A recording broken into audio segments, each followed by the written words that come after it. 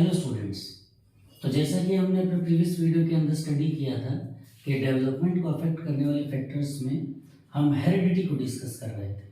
तो किस तरीके से हेरिडिटी हमारे बॉडीली डेवलपमेंट के लिए ज़रूरी है, और उसके अंतर्गत हम ग्लैंड्स को पढ़ रहे थे। तो एंडोक्राइन ग्लैंड के अंदर हमने एड्रिनल ग्लैंड और थायराइड ग्लैंड इन दोनों की स्टडी कर ली थी। अब उसी सीक्वेंस में आगे पिट्यूटरी ग्लैंड और हम सेक्स ग्लैंड की स्टडी को करेंगे। सबसे पहले आपको ये पता होना चाहिए कि पिट्यूटरी ग्लैंड जो है इसे हम मास्टर ग्लैंड कहते हैं।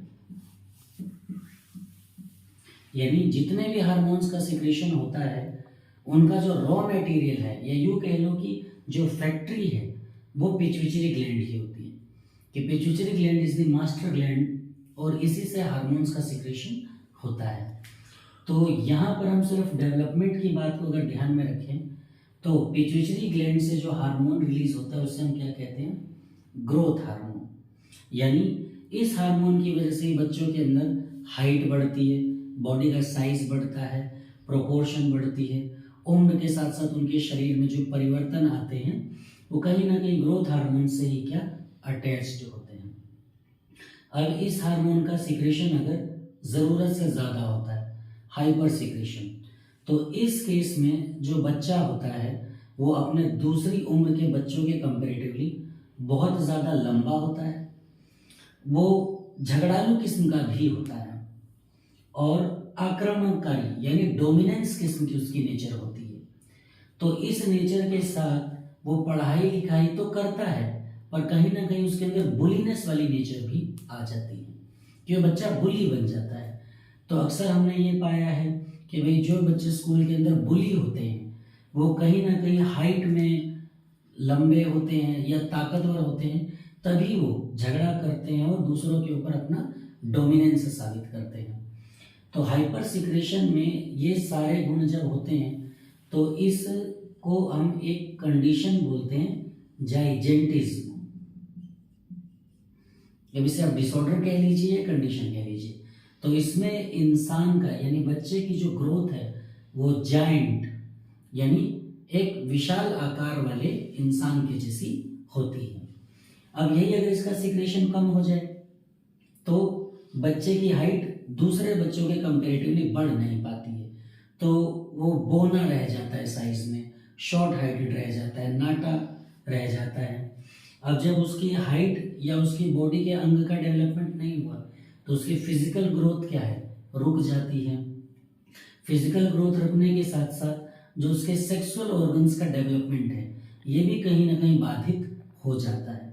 यानी लड़कों के अंदर जो ग्रोथ के साथ साथ फिजिकल डेवलपमेंट होता है और गर्ल्स के अंदर जो फिजिकल डेवलपमेंट होता है वो कहीं ना कहीं इसकी वजह से बाधित हो जाता है।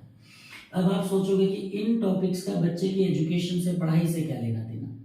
तो इसका पढ़ाई से ये संबंध है कि जब एक बच्चा अपनी पर्सनैलिटी को लेकर बहुत ज़्यादा शर्मिंदा महसूस होगा तो वो पढ़ाई के ऊपर ध्यान दे ही नहीं पाता है, क्योंकि वो दूसरे बच्चों के संपर्क में रहता है, सोसाइटी में देखता है कि दूसरे बच्चों के अंदर ये सी विकास की दर हो रही है और उसमें विकास की दर क्या है? कम है।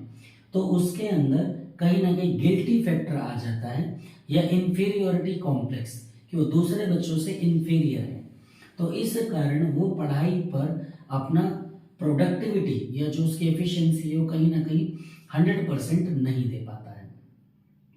तो ग्रोथ हार्मोन के बाद नेक्स्ट सेक्स ग्लैंड।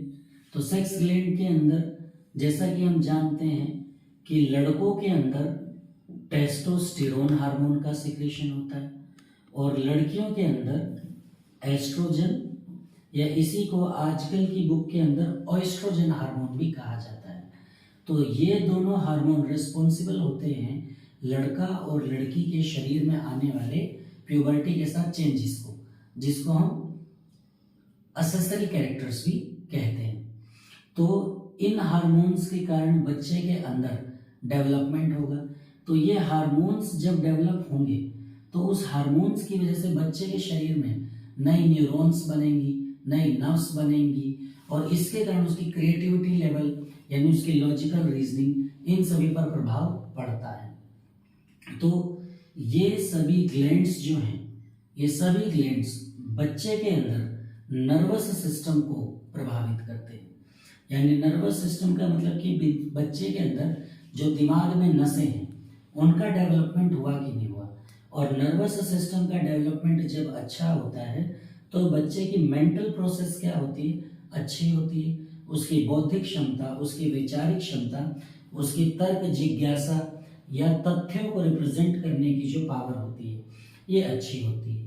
क्योंकि जैसा कि हम जानते हैं कि किसी भी इंसान के व्यवहार से ही उसके व्यक्तित्व के बारे में पता चलता है।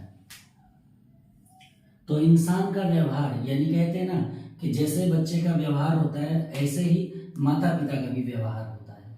तो बच्चे का व्यवहार उसके पेरेंट्स को भी रिप्रेजेंट करता है, उसकी पर्सनैलिटी को रिप्रेजेंट करता है। और जब बच्चे का नर्वस सिस्टम अच्छा होगा, मेंटल प्रोसेस अच्छी होगी, उसकी ग्रोथ अच्छी होगी, वो स्टडीज में अपना फोकस अच्छे से कर पाएगा, तो सोसाइटी में टीचर्स से, क्लासमेट्स से, पेरेंट्स से उसको अफेक्शन मिलता है।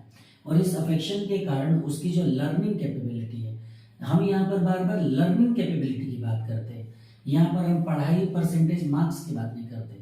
तो जो लर्निंग प्रोसेस है ये उसकी अच्छी तरीके से ओवरऑल डेवलपमेंट को रिप्रेजेंट करती है।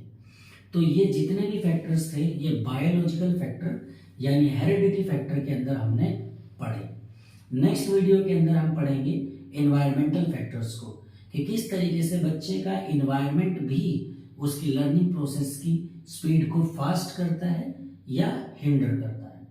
That's all for the day. Thank you.